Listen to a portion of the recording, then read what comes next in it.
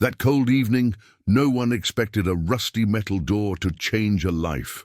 What started as just another abandoned storage unit became a story the whole town tried to explain, and few had the courage to tell. Before we begin, subscribe and turn on the bell. Here, we show that behind locked doors and forgotten boxes, there are still human hearts. Elena gripped the steering wheel of her old sedan, the engine ticking like a weary heartbeat as she pulled into the lot of Sunset Storage. The sun hung low over the jagged skyline of warehouses and chain-link fences, painting the corrugated metal roofs in bruised oranges and purples. It was late September, and the air carried that crisp edge, mixed with the faint tang of oil and rust from the units lining the gravel drive. Distant traffic hummed on the highway beyond, a reminder of the world moving on without her. She hadn't planned on this. Not really. But the eviction notice taped to her apartment door that morning had been the final shove. 2 months behind on rent, with her daughter Mia's school fees piling up like unspoken accusations. Elena was 38, widowed 3 years now, since the accident that took Mark in a flash of twisted metal on the interstate. He'd been the steady one, the mechanic who could fix anything with his calloused hands. Now it was just her, scraping by on part-time shifts at the diner, her fingers raw from endless dishwashing, her nights haunted by the echo of Mia's questions. "Mom, why can't we go to the park anymore?" The auction had been advertised in the local paper, a slim column buried between lost pet notices and garage sales. Abandoned units, contents sold as is to the highest bidder. No peeking inside, no guarantees. Elena had stared at the ad over her lukewarm coffee, her savings, a meager $800 scraped from overtime and skipped groceries, burning a hole in her purse. It was foolish, she knew, a gamble for someone who'd already lost too much. But the alternative was darker, packing their lives into trash bags, Mia's wide eyes watching from the doorway. She parked near the office, the gravel crunching under her tires like brittle bones. The facility stretched out before her, a maze of identical doors, each one a dull grey slab under the fading light. Fluorescent bulbs buzzed to life along the corridor, casting harsh pools of yellow on the peeling paint of the walls. A maintenance worker in a faded jumpsuit nodded at her from across the lot, his face shadowed under a baseball cap, but she kept her eyes forward, heart pounding. Inside the office, the air was stale, thick with the scent of old coffee and laminated flyers. The manager, a wiry man named Hal with a mustache like steel wool, flipped through a clipboard. "Unit 47, he said, not looking up. "Renter stopped paying 6 months back. No contact. You the only bidder?" Elena nodded, her throat tight. "Yeah. How much to start?" "500 minimum." His eyes flicked to her, assessing. Cash or check? She slid the envelope across the counter, watching his fingers count the bills. It felt like handing over her last breath. Hal pocketed the money and handed her a key on a plastic fob, the metal cool against her palm. "Door's yours. Lock it up when you're done poking around. No refunds." The walk to Unit 47 felt endless, her sneakers scuffing against the concrete. The corridor echoed with her footsteps, the air growing cooler as shadows lengthened.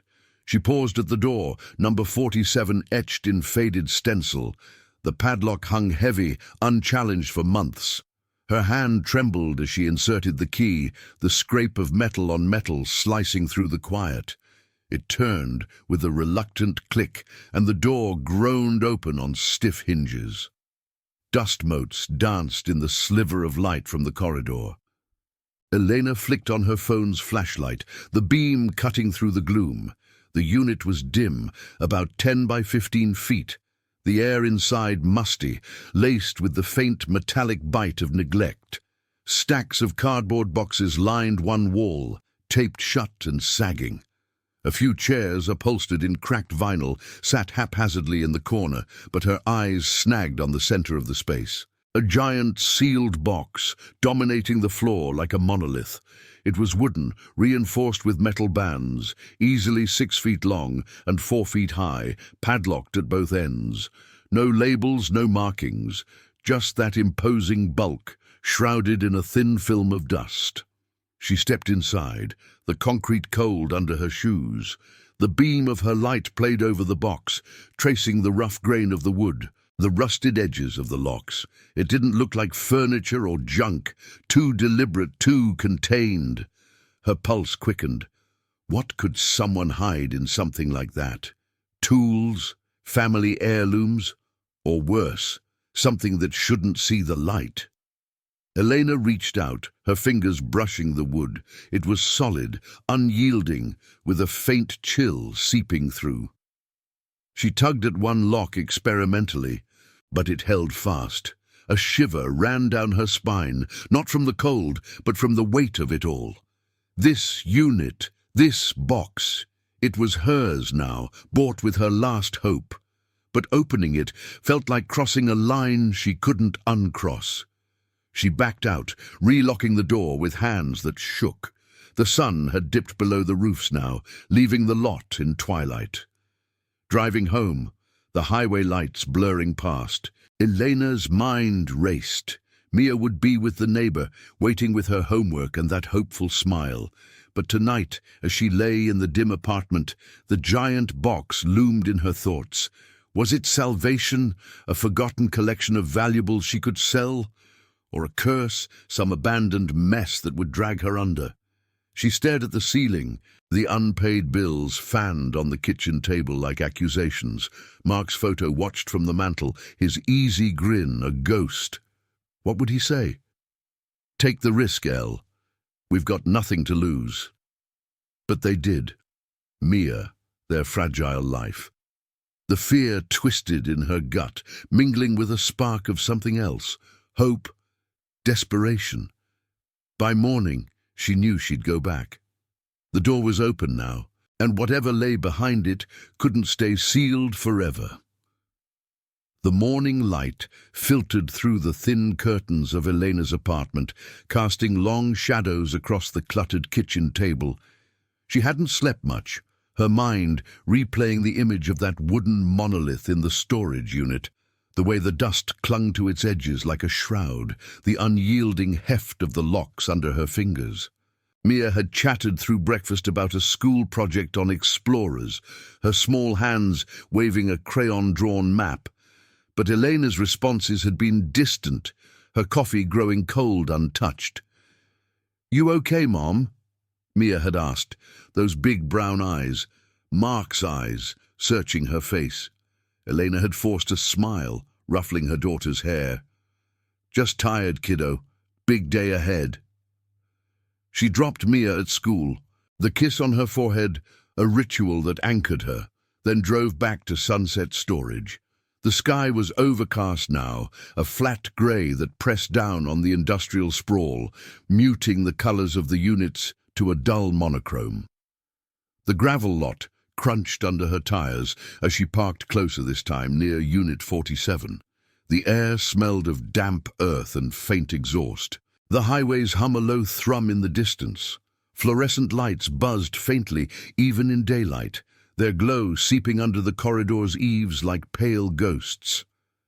Hal was outside the office, sweeping leaves from the stoop with slow, methodical strokes. He glanced up as she passed, his moustache twitching in what might have been curiosity. "Back already?" he called, leaning on the broom. Elena paused, her key fob tight in her fist. "Yeah, figured I'd take a better look." He nodded, eyes narrowing slightly. "Most folks poke around and that's it. That unit's been sitting quiet. Whatever's in there, it's heavy." He didn't elaborate, just went back to sweeping, but his words lingered like a warning. Elena continued down the corridor, her footsteps echoing sharper in the morning chill. The door to 47 loomed, unchanged, the padlock glinting dully. She unlocked it with steadier hands this time, though her pulse still raced. The door swung open with a familiar groan, and she stepped inside, pulling it halfway shut behind her to block the draft. The unit felt smaller in the daylight, more confining. Sunlight slanted through the narrow gap, illuminating motes that swirled like tiny storms. She set her phone on a box for better light, its beam now supplemented by the natural glow. The cardboard stacks were as she'd left them, sealed, anonymous, probably just old clothes or books. The vinyl chairs sagged in the corner, their fabric faded to a ghostly beige. But the box, it dominated still. Its wooden sides scarred from years of handling, the metal bands corroded at the joints. She circled it slowly, her sneakers scuffing the concrete floor, inhaling the musty scent deepened by the night's moisture. What had possessed someone to store this? Elena's mind flashed to possibilities she'd mulled over in the dark hours, a craftsman's workbench, packed away after a shop closed. Heirlooms from a family estate, too bulky for a garage. Or darker thoughts, illegal cargo, something dumped in haste. She shook her head, pushing the paranoia down. This was her chance, not a trap. With a deep breath, she knelt before one end, examining the padlock. It was a heavy-duty model, the kind used for gates or sheds, its keyhole caked with grime. Hers from Hal was for the unit door only. This one would need cutting. She'd brought tools from Mark's old kit in the trunk, a pair of bolt cutters, heavy and awkward, their handles wrapped in frayed tape. His hands had wielded them effortlessly, coaxing life back into engines with grease-smeared precision. Now they felt foreign in her grip as she positioned them around the shackle. The metal resisted at first, then gave with a sharp snap that echoed in the confined space. The lock clattered to the floor, and Elena froze, heart hammering. No alarms, no sudden rush of whatever nightmare she'd imagined. Just silence, broken by the distant clank of Hal's broom outside. The hasp swung free, revealing a latch beneath, rusted but intact.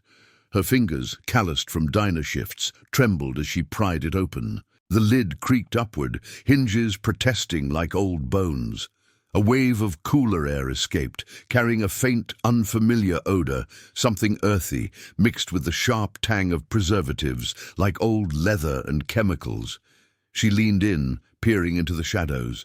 It wasn't junk, nor treasure in the glittering sense. The interior was lined with dark felt, compartmentalized like a custom crate for transport, but what filled it made her breath catch. Stacked neatly were rows of glass jars, sealed tight with metal lids, each about the size of a mason jar, but thicker, more industrial. They gleamed faintly in the light, their contents murky, swirls of amber liquid, suspended particles that shifted lazily as she tilted her head.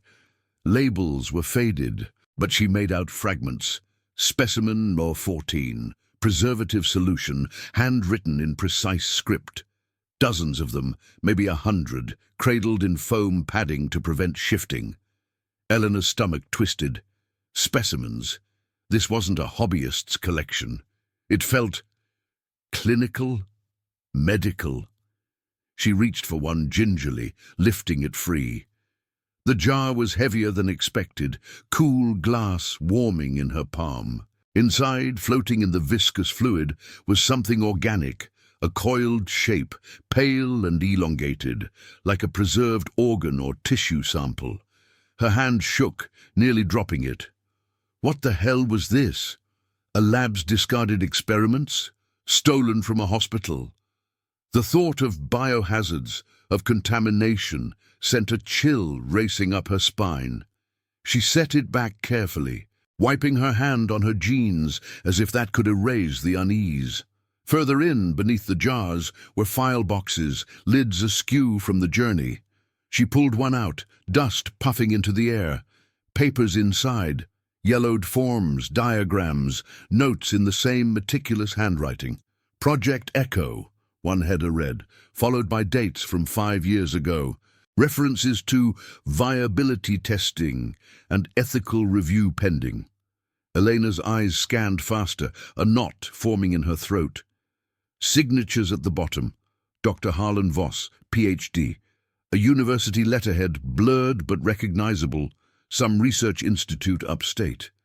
This wasn't random. It was someone's life's work, abandoned or hidden. Why? Burnout? Scandal? The implications swirled. Heavier than the box itself, she could be holding evidence of something illegal, unapproved experiments, maybe even fraud. Calling the police flashed in her mind, but so did the fallout. Questions, investigations, her name tangled in whatever mess this was. Mia's face surfaced in her thoughts, the eviction notices red ink. If this led to trouble, it could strip away what little stability they had. A noise from the corridor snapped her head up, the scrape of footsteps. "Everything all right in there?" Hal's voice, gruff but concerned, filtering through the half-open door. Elena's pulse spiked. She hadn't heard him approach.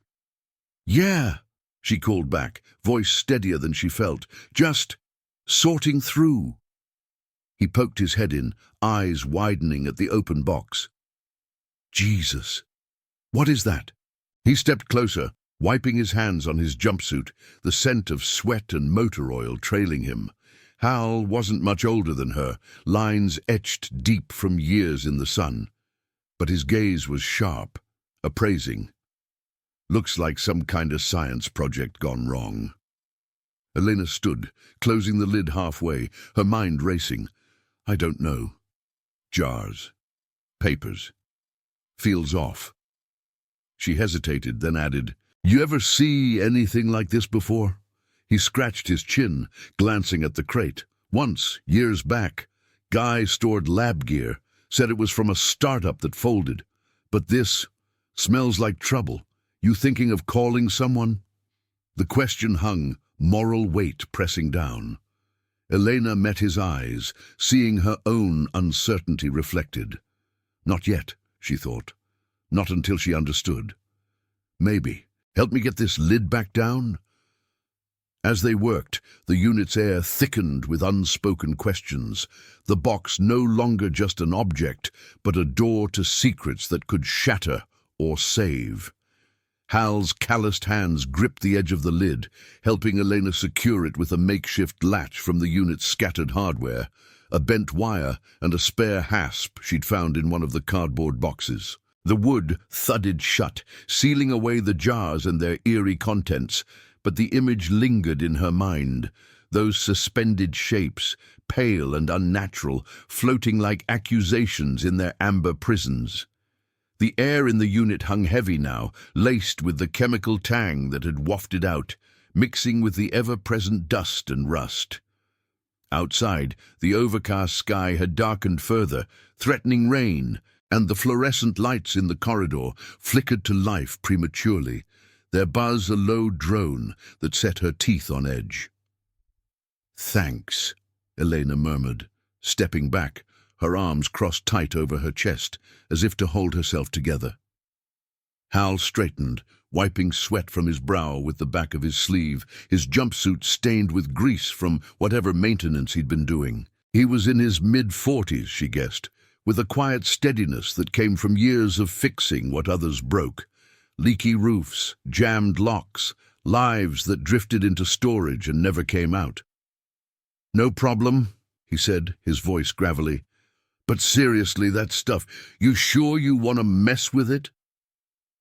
She glanced at the box, its bulk casting a long shadow across the concrete floor in the slanting light. The other end still had its padlock intact, another layer of secrecy waiting. "I don't know what else to do. I bought this place thinking, I don't know, something I could sell, furniture, tools, not this." Her words trailed off, the vulnerability slipping out unbidden. Hal nodded, not pressing, but his eyes, sharp blue under bushy brows, held a knowing glint. He leaned against the wall, the corrugated metal cool against his shoulder, and lit a cigarette, the flame briefly illuminating the lines of his face. Smoke curled upward, grey and acrid, cutting through the mustiness. "Seen a lot in 20 years here," he said after a drag, exhaling slowly. "Folks store dreams mostly. Wedding dresses in plastic bins, kids' toys after a divorce. But every now and then, something slips through that don't belong. Like that time with the crates of fake IDs, Guy vanished before the cops came sniffing. He paused, watching her reaction, the cigarette glowing like a tiny warning. Elena's stomach knotted tighter. Fake IDs. This felt worse, more intimate, more dangerous. What if those specimens were illegal, harvested from who knows where, stolen research? The papers had mentioned ethical review, a phrase that screamed red flags. She moved to the stacks of cardboard boxes along the wall, needing to do something with her hands. The first one gave way easily under her fingers, tape peeling like old skin. Inside were more files, bundled with rubber bands that snapped brittly as she pulled them free.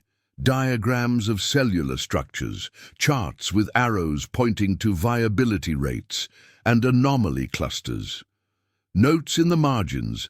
Subject unresponsive. Terminate? Elena's breath hitched, the words blurring as her pulse thrummed in her ears. Terminate what? This Dr. Harlan Voss, had he been playing God in some basement lab? Crossing lines no one should. Hal peered over her shoulder, the smoke from his cigarette forgotten as it dangled from his lips. Lab stuff, all right. Biotech, maybe. My cousin worked at a place like that up in the city. Said they dealt with gene editing, trying to fix diseases before they hit. But this looks personal. No company seals, just handwriting. He stubbed out the cigarette on the sole of his boot, the acrid scent sharpening. You open that other end, and it might tell more. But Eleanor, mind if I call you that? Saw your name on the bidder sheet? You got a kid, right? Saw you drop her off once. This could pull you into something ugly. Cops, feds even, or worse, whoever left it comes looking. The warning landed like a punch, stirring the fear she'd been shoving down. Elena imagined it, flashing lights at her apartment door, Mia huddled in the corner while strangers in suits rifled through their lives. Or no cops at all, just shadows from Voss's past, tracking down loose ends. Her hands trembled as she set the files aside, the paper crinkling softly in the quiet. The unit's walls seemed to close in, the hum of the lights amplifying her ragged breaths. Mark would have known what to do. Call it in clean, protect the family first. But Mark was gone, and this mess was hers now, bought with Mia's future. I can't just walk away, she said finally, voice low, meeting Hal's gaze. Rain had started pattering on the metal roof outside, a soft rhythm that underscored the tension. Not after what I paid. But yeah, the other lock.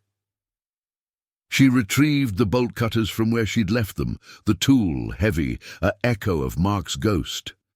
Hal watched as she positioned them at the second padlock, the metal groaning under pressure.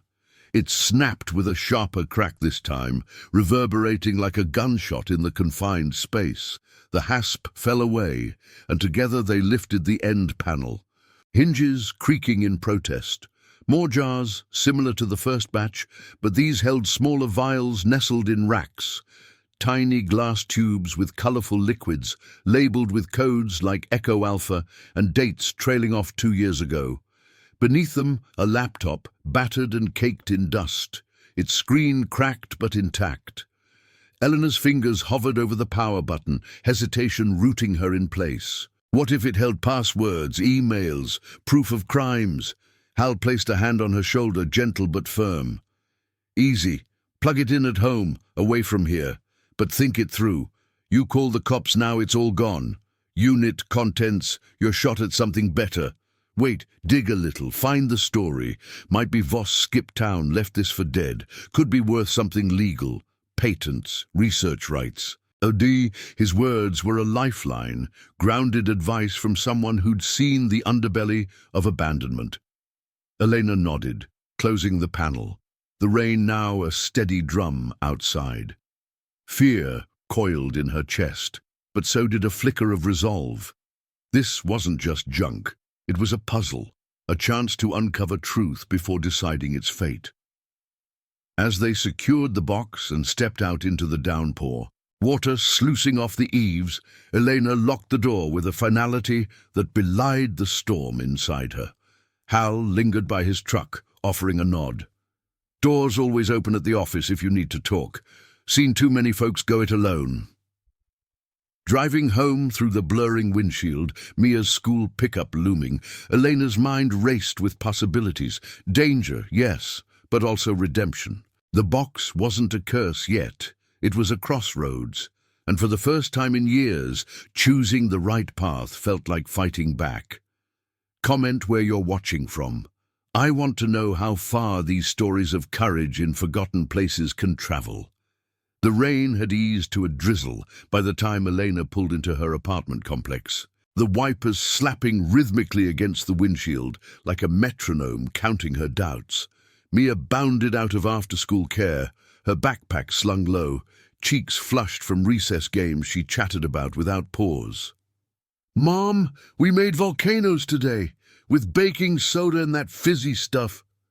Elena smiled through the rearview mirror.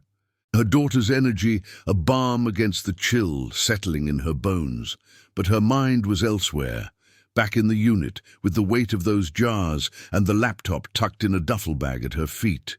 She couldn't tell Mia, not yet, not until she knew if this was a door to stability or a trap snapping shut. Home was a second-floor walk-up in a fading brick building on the edge of town, where the hallway smelled of linoleum polish and neighbors cooking, cabbage one night, chili the next. Elena unlocked the door, the familiar creak welcoming them in, and set the bag in the shadowed corner of the living room while Mia kicked off her shoes. The space was cramped, sunlight filtering weakly through mismatched curtains, casting patterns on the stack of bills by the phone. Mark's tool chest sat in the closet, a relic she hadn't touched since the funeral, but tonight it felt like an ally. She heated leftovers, macaroni from the diner, stretched thin, and helped Mia with homework at the wobbly kitchen table, the girl's pencil scratching softly against paper. "You're quiet tonight, Mom," Mia said, glancing up with that perceptive tilt of her head. Elena brushed it off with a hug, the warmth of her daughter's small frame grounding her. "Just thinking about work, sweetie. Finish your math, and we'll read that book about the explorer." After Mia was tucked in, the apartment fell into its nighttime hush, broken only by the distant rumble of a truck on the wet street below. Elena waited until the clock ticked past 10, then dragged the duffel to the table, the zippers rasp loud in the silence. The laptop emerged like a forbidden artifact, its battered case scratched and dusty, the keyboard grimy under her fingertips. She plugged it into the wall outlet, the cord snaking across the floor, and held her breath as the fan whirred to life. The screen flickered, cracked but functional, booting into an outdated operating system that hummed with neglect. No password prompt, either forgotten or never set.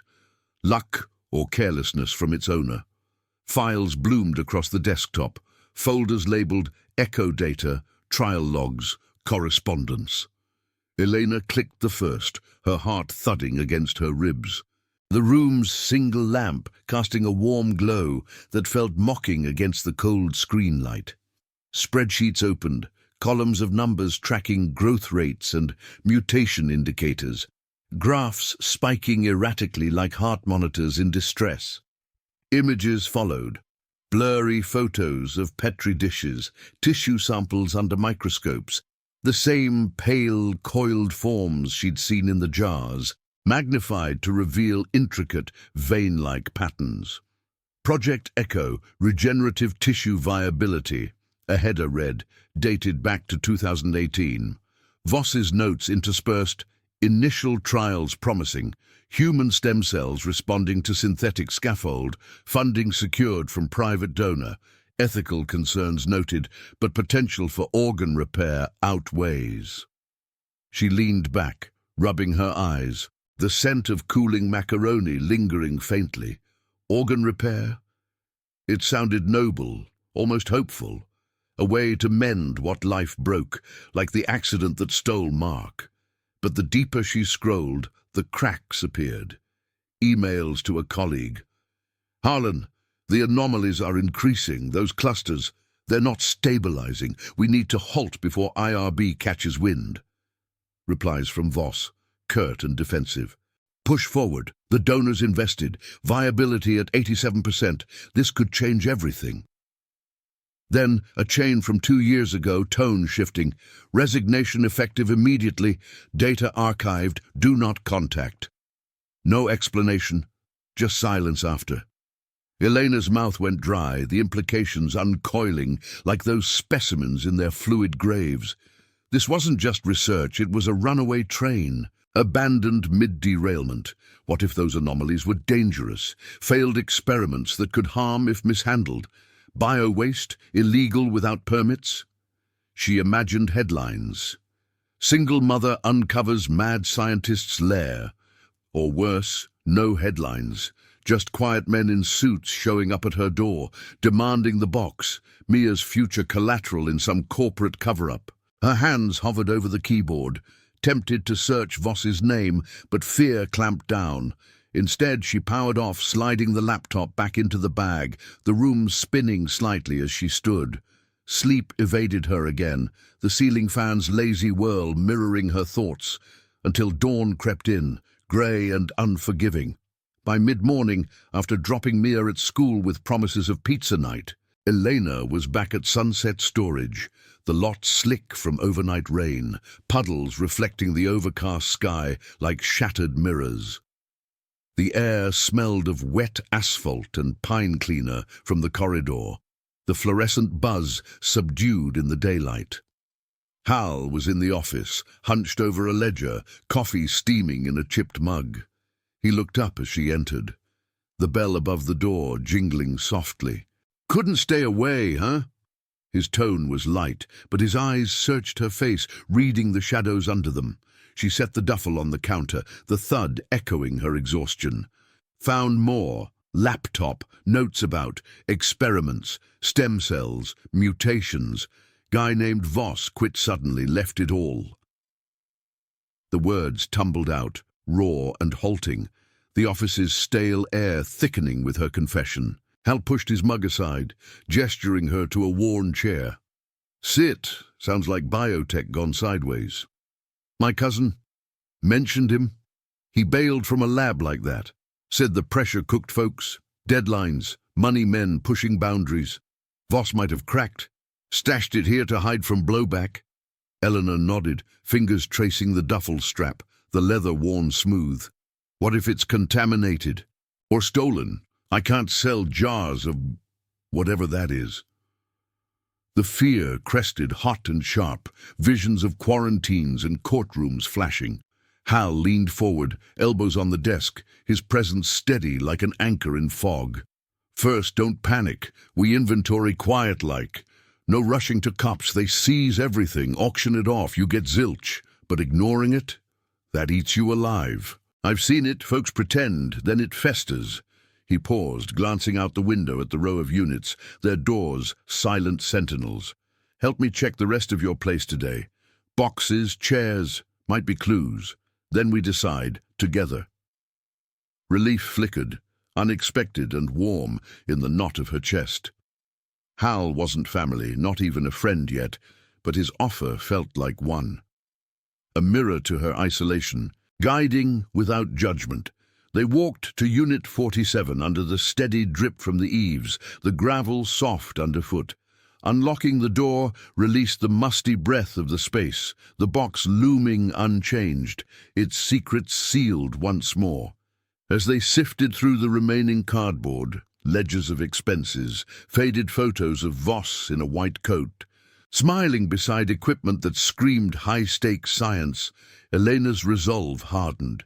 Each yellowed receipt, each scribbled doubt, painted a man unraveling, brilliant, burdened, broken, not a villain, but human, like her. By afternoon, rain threatening again. They catalogued it all in a notebook Hal provided, the pen scratching methodically. "This could be leverage," he said, closing the last box. "Contact the university anonymously first. See if Voss has kin or if it's claimable. But Eleanor, whatever you choose, protect what's yours. That girl of yours deserves more than scraps." His words lingered as she locked up, the key heavy in her palm, the moral crossroads sharpening. Call it in, risk the abyss, or unravel the truth, claim a piece of redemption. The drizzle started as she drove away, blurring the world, but inside, clarity edged in. Courage wasn't absence of fear, but stepping through it anyway. The days blurred into a tense rhythm after that afternoon in the unit, Elena's life splitting between the diner's greasy shifts and the shadowed pull of Unit 47. The rain had cleared, leaving the air crisp with the scent of wet leaves and distant wood smoke, but inside her apartment, the air felt stagnant, heavy, with the duffel's hidden weight. Mia noticed the change, her mother's distracted glances during bedtime stories, the way Elena's hands fidgeted with the hem of her apron, but chalked it up to work stuff, her small world still buffered by crayons and schoolyard tales. Elena envied that innocence, even as guilt gnawed at her for the secrets stacking up like the bills on the table.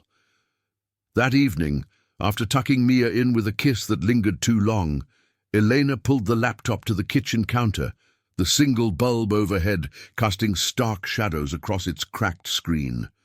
The fan whirred softly as it booted, a mechanical sigh in the quiet. She'd wiped it down earlier, but dust still clung to the edges, a reminder of its neglect. Her fingers, still raw from scrubbing plates, hesitated over the keys, the cool plastic foreign against her skin. What if powering it on again triggered something? A virus, a trace back to her IP?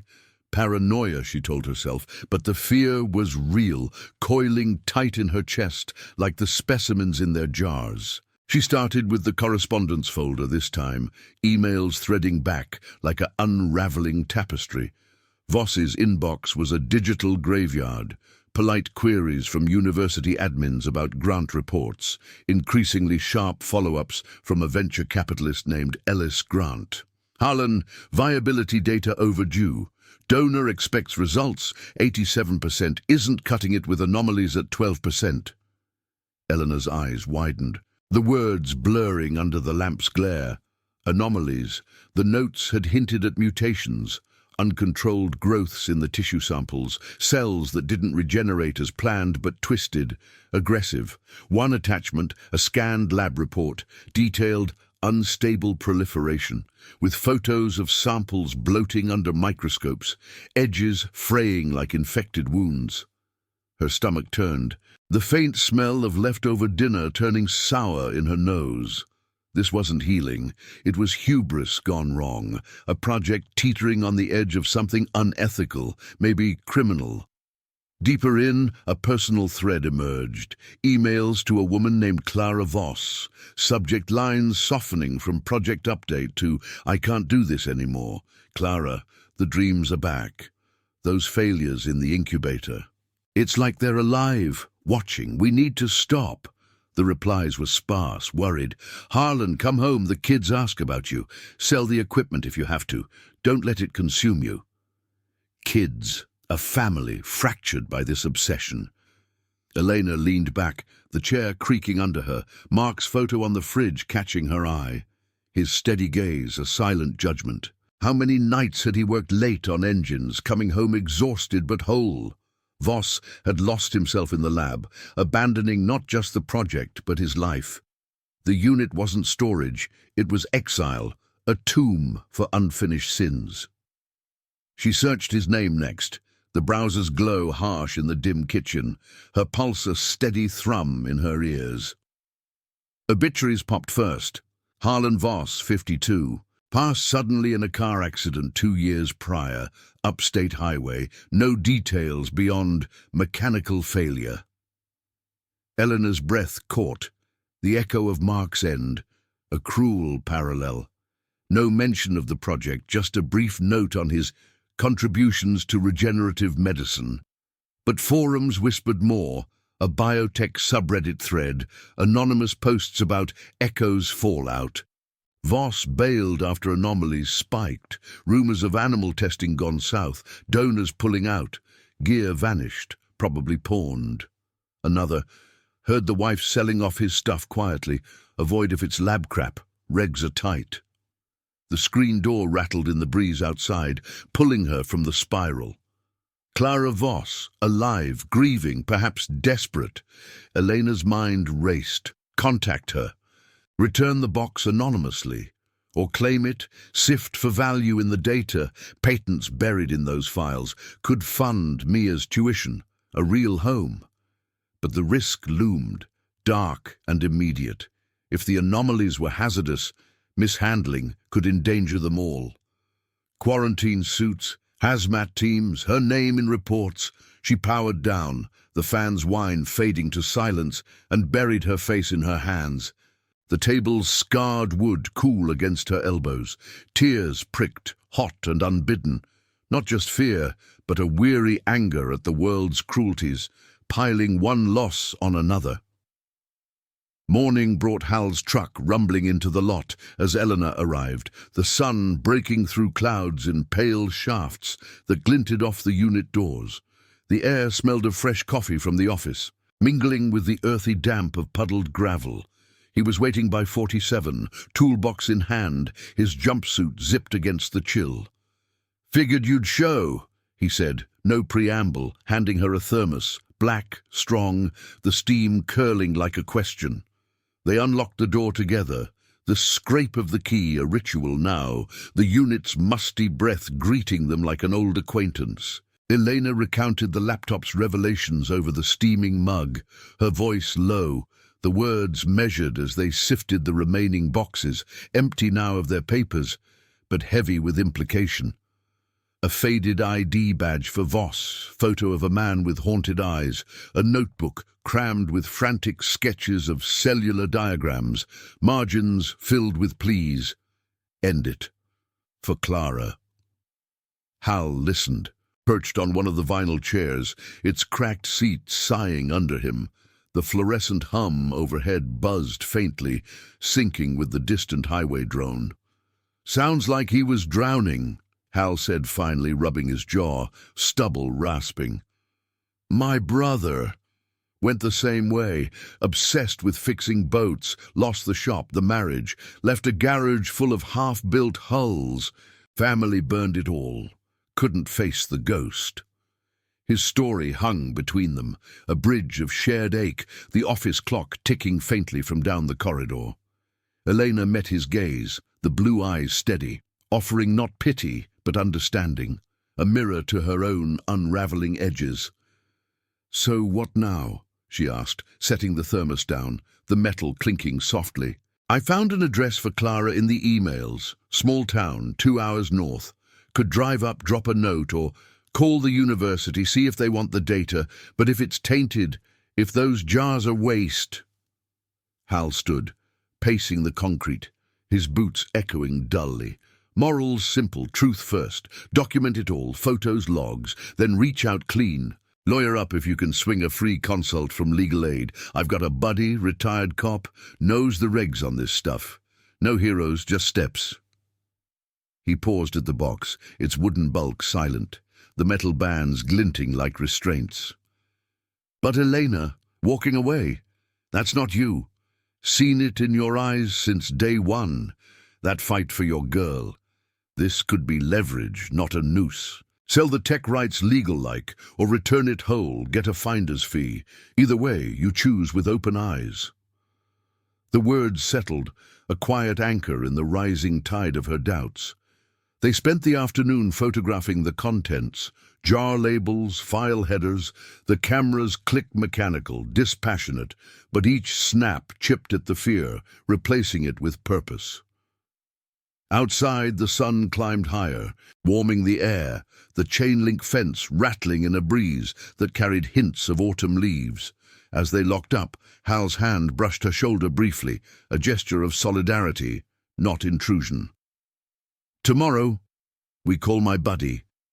Get facts, not fears." Driving home, Mia's laughter from the back seat a bright thread through the grey, Elena felt the crossroads sharpen. The box wasn't Voss's ghost anymore. It was hers to reckon with, a test of integrity amid the ruins. Fear still whispered of shadows, of losses compounded, but courage stirred, fragile yet insistent. For Mia, For the woman she'd become after Mark, this truth demanded facing, not fleeing. The apartment lights winked ahead, a beacon in the fading day, and for the first time, the future felt less like a gamble and more like a door she could choose to unlock. The next morning dawned with a deceptive clarity, sunlight slicing through the apartment's thin blinds in golden bars that warmed the kitchen counter where Elena had left the notebook from yesterday's cataloguing. The air carried the faint, comforting scent of Mia's cereal bowl, now rinsed and drying by the sink. But Elena's thoughts were already miles away, tangled in the web of Voss's digital confessions. She'd slept fitfully, dreams haunted by floating shapes in amber fluid, morphing into Mia's face, pleading silently. Mark's photo on the fridge seemed to watch her as she poured coffee, the steam rising like unanswered questions, the mug's ceramic hot against her palms. After dropping Mia at school, her daughter's backpack bouncing with enthusiasm for a field trip, Elena met Hal at the storage facility.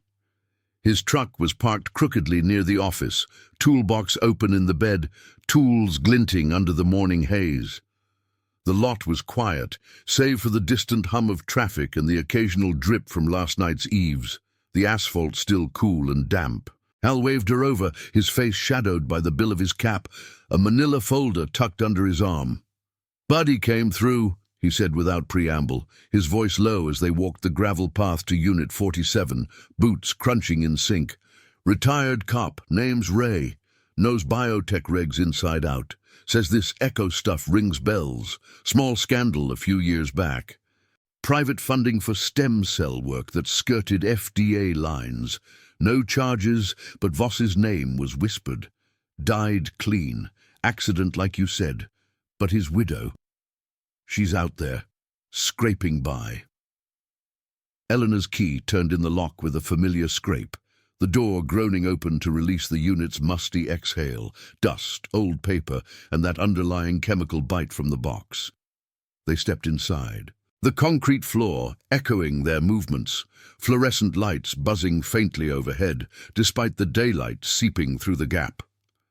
Hal spread the folder on one of the vinyl chairs, papers rustling like dry leaves. Ray's notes were meticulous, clippings from obscure journals about Project Echo's promise for limb regeneration, then its quiet fizzle. Donor pulled funding after anomalies showed, tissues growing wrong, aggressive like mini-tumors. Voss archived everything, vanished from the lab, no theft reported, but gear like this could be worth salvaging if clean. Test the samples first, though. Hazmat protocols. She scanned the pages, her fingers tracing faded print, the words blurring slightly in the dim light. Aggressive growths. The jars in the box suddenly felt alive, their contents not relics, but latent threats suspended in time. Elena's chest tightened, a wave of nausea rising. Visions of Mia playing near that wooden monolith, oblivious to the science that could poison their fragile world. "And Clara?" she asked, voice barely above the hum, setting the papers down with a soft thud.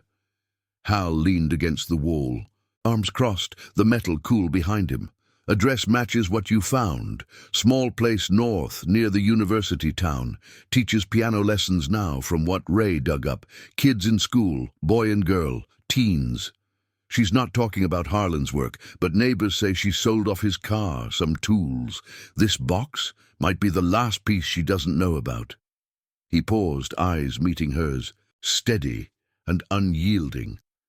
"Ray says contact her direct. No cops yet. Could be a family matter, inheritance if you frame it right. But if those anomalies are viable data, university might buy it back. Clean money, Elena, for you and the girl." The moral weight pressed down, heavier than the box itself, its bulk casting a long shadow across the floor in the slanting sun. Eleanor paced the narrow space, her sneakers scuffing the concrete, the air growing warmer as the morning advanced. Call Clara, hand it over, righteous. But what if Voss's secrets dragged the family into scrutiny, reopening wounds? Keep digging, sell the research, Tempting salvation, Mia's college fund blooming from ethical grey areas, but at what cost to her conscience? Pretend ignorance. Walk away.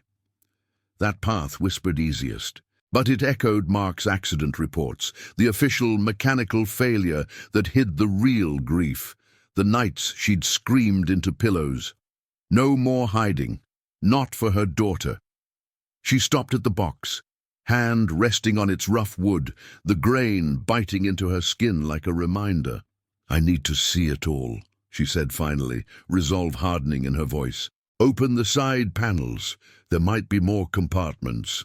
Hal nodded, fetching the bolt cutters from his truck, the tool's handles cold and heavy as he positioned them. The metal bands snapped one by one, sharp cracks echoing in the confined space, releasing puffs of dust that danced in the light beam. The side unfolded like a reluctant confession, revealing hidden drawers lined with velvet, syringes in sterile packs, vials of catalysts labeled Echo Stabilizer, and at the bottom a leather-bound journal, its cover cracked and embossed with Voss's initials. Elena lifted it carefully, the leather warm from the unit's trapped heat, pages yellowed and dog-eared, entries spanned years, early euphoria, first scaffold success, cells knitting like magic, giving way to despair. Anomalies at 20%, Clara begs me to quit, but the donor. Ellis Grant's eyes, cold as steel, says it's revolutionary or nothing. A later page, ink smudged. Packed the prototype tonight. Can't destroy it. Too much potential, too much failure. If I go, this stays hidden. Forgive me. The final entry, dated weeks before his death. Dreamed of the tissues breathing. Clara, if you find this, burn it. For the kids. Tears blurred the words, hot tracks down Elena's cheeks, the journal trembling in her grip. Not crime, but tragedy, a man's unraveling, his genius twisted by pressure into abandonment. The box wasn't a threat, it was a plea, unfinished, echoing her own losses. Hal watched silently, his presence a quiet anchor. The corridor's distant clank of another door, a reminder of the world's indifferent rhythm. "I have to reach out to her," Elena whispered, closing the journal with a soft snap. "Tell her the truth. Return it all. Documents, samples. Maybe. Help her claim whatever's salvageable. No selling shadows." The decision settled, not triumphant but clear, a moral North Star cutting through the fear. Hal squeezed her shoulder, brief and firm. "Right call. Rail guide the how. Anonymous drop if you want, or face-to-face. You're braver than most, Elena. This place sees cowards daily." They repacked the box methodically, the panels clicking shut, the air now laced with purpose amid the dust. Outside, the sun climbed higher, warming the chain-link fence. Birds calling faintly beyond the highway hum. Locking the door felt different, not sealing away dread, but safeguarding a path forward. Driving home, the journal tucked safe, Elena's hands steadied on the wheel, hope flickering amid the responsibility. For Mia, for the Vosses, for the woman staring back in the rear view, integrity wasn't easy, but it was the door worth opening. If this story already has your heart, hit the like button. It helps the story of Elena reach more people who still believe in second chances. The weeks following Elena's decision unfolded like the slow unfurling of a long-held breath, each day a deliberate step away from the shadows of Unit 47. The journal from the box rested on her nightstand now, its leather cover a quiet talisman. Pages dog-eared from rereads that blurred Harlan Voss's desperation with her own. The air in her apartment carried a subtle shift, no longer thick with dread, but laced with the faint, hopeful scent of fresh laundry and Mia's markers scattered across the table during homework sessions. Elena had confided in Hal over coffee in the office that first evening after, his steady nod affirming her path as they drafted a letter together, words careful and compassionate. "I found something that belonged to your husband. It's safe, and it might bring closure." Mailing it to Clara Voss felt like releasing a weight she hadn't named, the post office's fluorescent hum echoing the storage corridor's buzz as she slid the envelope across the counter. No return address, just a phone number and a plea for understanding. Days stretched taut, Eleanor's shifts at the diner blurring into mechanical motions, plates clattering, grease sizzling, while her mind replayed the jar's amber glow, the ethical precipice she'd skirted. Mia's laughter during their rare park outings anchored her, the girl's small hand in hers a reminder of stakes beyond the abstract. "Mom, you're smiling more," Mia observed one crisp October afternoon, leaves crunching under their sneakers, the sun slanting gold through the chain-link fence of the playground. Elena pulled her close, the wool of Mia's jacket soft against her cheek, whispering, "Because we're moving forward, kiddo, one door at a time." The call came on a Tuesday as rain pattered against the diner's window, blurring the neon sign's glow. Eleanor was wiping down the counter, the cloth damp and soapy, when her phone vibrated against her hip. "This is Clara," a voice said, hesitant and threaded with fatigue, like wind through bare branches. Eleanor stepped into the back alley, the door swinging shut behind her, the air sharp with wet asphalt and distant exhaust. Clara's words tumbled out, gratitude laced with grief, the letter arriving like a ghost from Harlan's final days. He never spoke of the project at the end, just packed things away, said it was over. The accident took him so fast, and I sold what I could to keep the house. But this, the samples, the data, it's him, all of him. They met 3 days later, Elena driving north under a sky heavy with clouds, the highway's hum a steady companion. Hal had offered to come, his truck idling in the lot that morning, but she'd gone alone, the box secured in the trunk with straps, its weight a solemn cargo.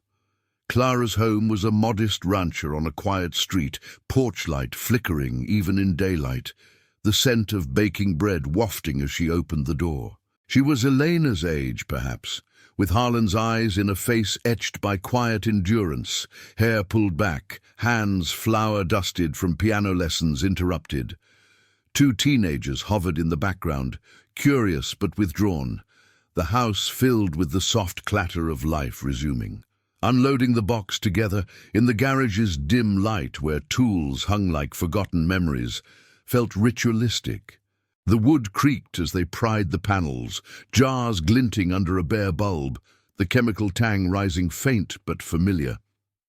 Clara's fingers trembled on the journal, tears tracing silent paths down her cheeks as she read aloud a passage Elena knew by heart. "He was brilliant, but lost," she murmured, voice breaking. "The anomalies. They haunted him. Donors pushed too hard, and he couldn't stop. Thank you for not throwing it away, for seeing the man behind the mess. No accusations, just a shared unraveling, 2 widows bridging the chasm of unintended inheritance." Clara refused to let Elena leave empty-handed. "Harlan filed provisional patents before he quit," she said, pulling files from a drawer, the paper crisp and official. "The university settled quietly after his death. Some data was archived there. This fills gaps. They'll buy it back, or we can." What followed was a cascade of quiet justice. A lawyer from Legal Aid, recommended by Hal's cop friend Ray, navigated the claims. The samples, tested clean of hazards in a university lab, no viable anomalies, just failed promise, became a bridge to restitution. Elena documented everything. Her signature on forms a mark of integrity. The payout modest but transformative, $15,000, enough to clear the eviction debt, cover Mia's school fees, and seed a future. Rebuilding started small, grounded in the skills Mark had left her. With Hal's help, his weekends free now. Their talks evolving from unit shadows to shared suppers. Elena cleared Unit 47 of the innocuous remnants, the vinyl chairs sold at a flea market, boxes of old linens donated to a shelter. The space emptied, echoing vast and clean. But she didn't walk away. Instead, she rented a corner unit nearby, stocking it with tools from a community grant for single parents. Refurbish and repair. She named it, a nod to Mark's hands in hers, fixing bikes for neighbors, upcycling furniture from auctions. Hal became her silent partner, his truck hauling scrap, his laughter filling the corridors during late afternoons, the buzz of lights now a backdrop to creation, not fear. Mia's world bloomed too, new books on the shelves, a park membership renewed, her questions about why fading into excited plans for art classes. Elena enrolled in night courses at the local community college, basic business and mechanics. The classroom's fluorescent hum, a far cry from dread. Hal lingered in their lives, dinners at the apartment turning regular, his steady presence a mirror to her growth, no rush, just the quiet anchor of someone who'd chosen to stay. "You opened the right door," he said one evening, as they locked up the new unit, sunset painting the roofs in soft amber, the air cool with promise. Months later, Eleanor returned to Unit 47 alone, the key turning smooth in the lock, the door swinging open to bare concrete and faint dust motes dancing in the winter light. The space gaped empty, a monument to the turning point. The box gone, secrets resolved, her life no longer defined by survival's edge. A note from Hal waited, slipped under the door. "Dinner Friday? You've earned it." She smiled, tracing the walls' peeling paint, the highways hum a distant song. In that hollow quiet, she reflected, courage wasn't shattering locks, but choosing honesty amid the unknown, opening doors that led not to ruin, but to quiet redemption. Some risks rebuilt everything. Subscribe for more stories of compassion, justice, and redemption. Thank you for watching The Case of the Sealed Box. See you in the next one.